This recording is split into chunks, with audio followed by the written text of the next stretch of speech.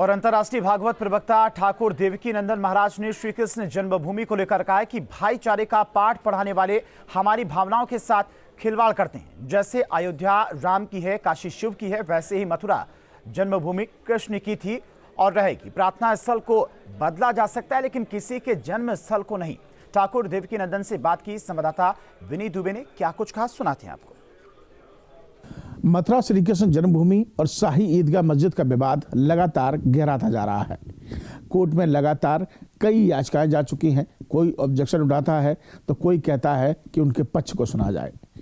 क्या कुछ मथुरा के संत गुरु कहते हैं, धर्माचार्य कहते हैं, भगवताचार्य कहते हैं, कथावाचक कहते हैं, ये जानने के लिए हम इसमें अंतर्राष्ट्रीय कथावाचक देवकी नंदन जी के पास मौजूद हैं और उनसे एक बार जान लेते हैं।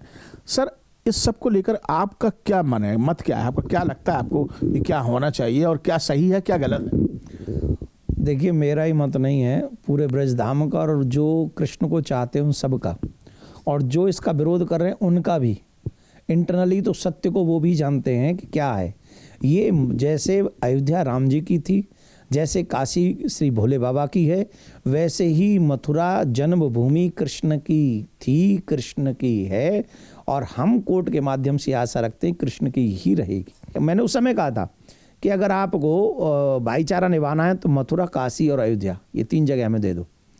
अब इसके बदले हम 3 मस्जिद भी बना के देंगे आपको। मैंने तो 300 कहा था, तब 300 कहा था। जब राम जी आ गए तो अब 3 ही कह रहा हूँ। अब 3 भी नहीं रहे क्योंकि राम मंदिर तो आ ही गया, अब 2 हैं।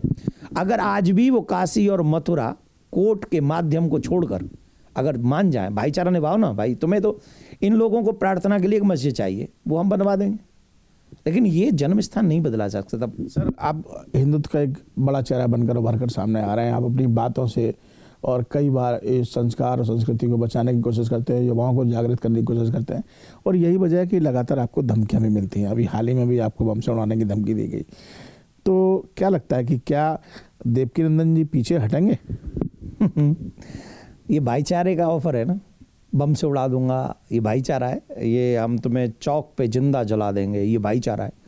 या तो तुम मथुरा जन्मभूमि की बात करना बंद कर दो, नहीं तो हम तुम्हें चौक पे जिंदा जला देंगे, ये भाईचारा निभाएंगे वो हमारे साथ।